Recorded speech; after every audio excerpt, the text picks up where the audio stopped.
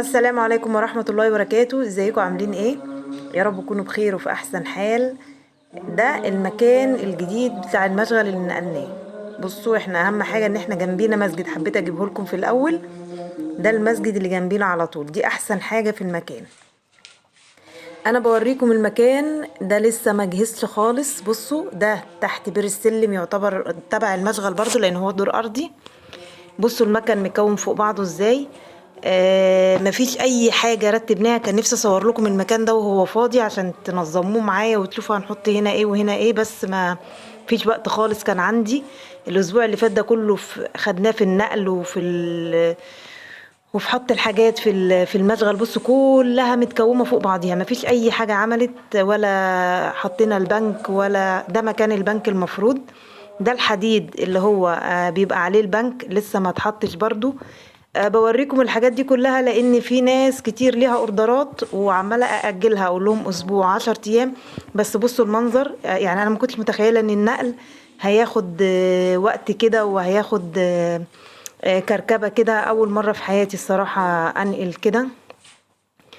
فبصوا الكراتين كله فوق بعض، الاتواب كلها فوق بعض، مفيش اي حاجه اتنظمت. يعني حتى اللي ليه اوردر وجاهز من الحاجات الجاهزة، سواء فوط أو كوشنات أو أي حاجة، مفيش أي حاجة عارفين نطلعها ولا عارفين نرصها. كله متوقف على البنك وعلى الصندرة وعلى الرفوف اللي بنعلقها، كله مرتبط ببعضه.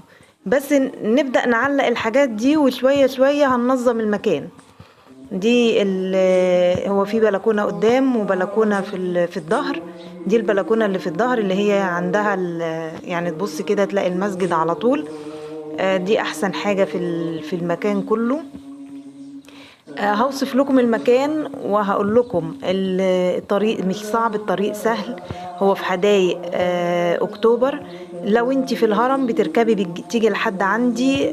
المندوبين طبعا بيوصلوا لاي مكان، يعني مش هتحسي بفرق ابدا في المسافة بين اللي انا كنت فيه او هنا في المشغل الجديد.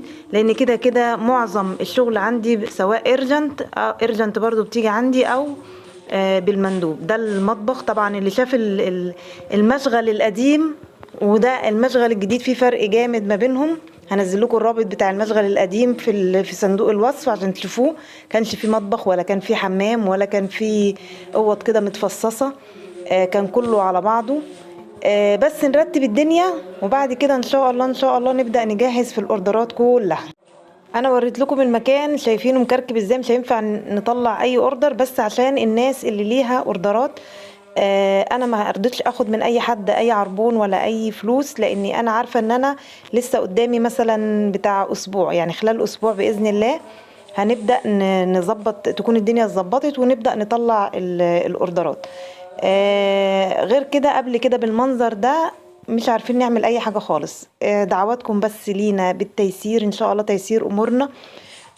وان شاء الله يتظبط على خير ونبدأ نستلم الاوردرات ونبدأ نصور فيديوهات كتير، لان الفترة اللي فاتت دي كلها كان عندي لخبطة جامدة في التصوير عشان كنت ساكنة في مكان والمشغل كان بعيد عني في مكان.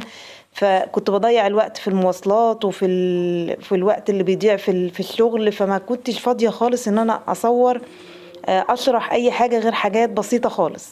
دلوقتي الحمد لله هو اتنقل في نفس المكان اللي انا فيه، فبإذن الله بس الدنيا تتظبط وهنقول لكم على مفاجآت كتير كتير كتير بإذن الله. بس نفتح وربنا ييسر لنا الحال. دعواتكم لينا بالتيسير، والسلام عليكم ورحمة الله وبركاته.